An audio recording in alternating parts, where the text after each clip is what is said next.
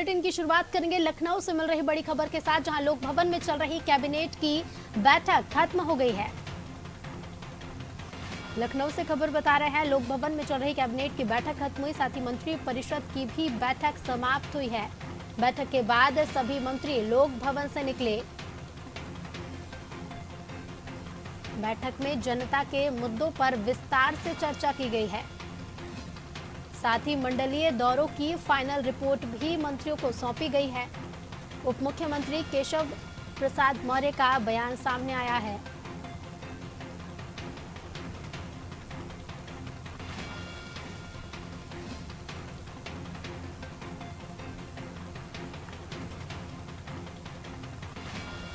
उन्होंने अपने बयान में कहा कि बैठक में प्रधानमंत्री जी को धन्यवाद ज्ञापित किया है। साथ ही ज्ञानवापी मामले को लेकर भी केशव प्रसाद मौर्य ने बयान दिया है। जवाब में केशव प्रसाद मौर्य बोले, हर हर महादेव। मंत्री राकेश सचान का बयान भी सामने आया। उन्होंने कहा कि मंत्रियों को बातचीत में सुझाव दिए गए हैं और आगामी विधानसभा सत्र के संबंध में चर्चा की गई है।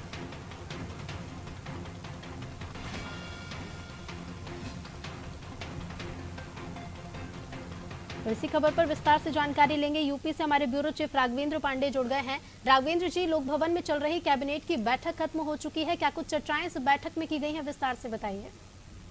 आज उत्तर प्रदेश कैबिनेट की आज महत्वपूर्ण बैठक हुई। मुख्यमंत्री योगी आदित्यनाथ, उप मुख्यमंत्री केशव प्रसाद मौर्य, उप मुख्यमंत्री ब्रजेश पाठक, अन्य कैबिनेट के सदस्य वहां पर मौजूद थे।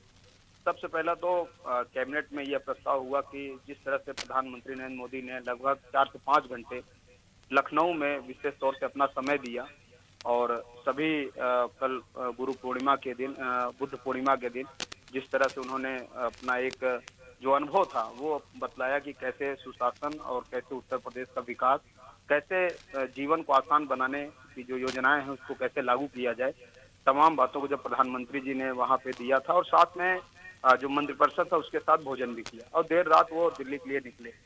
तो ये जो एक बड़ा समय मिला कल, महत्वपूर्ण समय प्रधानमंत्री का, इस पे कैबिनेट में मुहर लगी और धन्यवाद प्रस्ताव भी किया गया।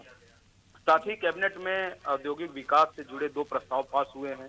गोरखपुर लिंक एक्सप्रेसवे और बुंदेलखंड एक्सप्रेसवे को लेकर भी प्रस्ताव पास हुए हैं। माध्यमिक शिक्षा को लेकर एक प्रस्ताव पास हुआ है। चिकित्सा शिक्षा से जुड़ा एक प्रस्ताव पास हुआ है।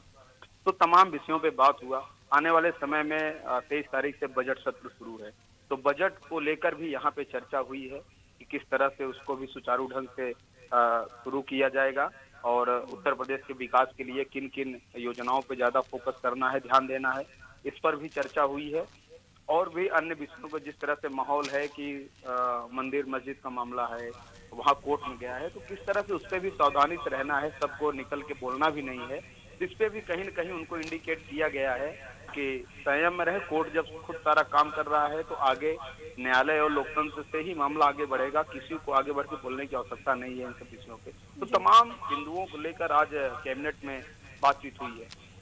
जी बिल्कुल राघवेंद्र जी, देखिए तमाम बिंदुओं को लेकर बातचीत तो हुई है, बेहद ही खास ये बैठक रही, क्योंकि जैसा कि आपने बताया कि कई अहम प्रस्तावों को लेकर इसमें चर्चा हुई। साथ ही इस बैठक के बाद से बयान भी हम देख रहे हैं, उप मुख्यमंत्री केशव प्रसाद मौर्य ने बयान दिया है, प्रधानमंत्री जी को धन्यवाद ज्ञापित किया है। साथ ही साथ उन्होंने ज्ञानवापी मामले को लेकर भी बयान दिया और उसके बाद मंत्री राकेश सचान का बयान भी सामने आया है।